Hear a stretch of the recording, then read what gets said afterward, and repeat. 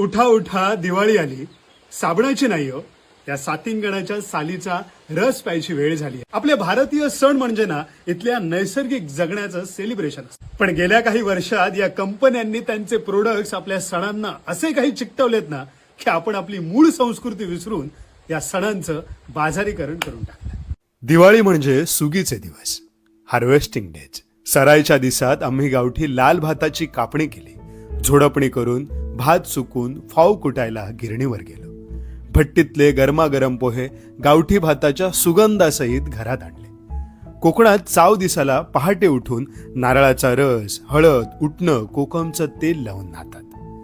तुळशीच्या पुढ्यात नरकासुराचं प्रतीक म्हणून कारीट नावाचं कडू फळ पायाखाली चिरड.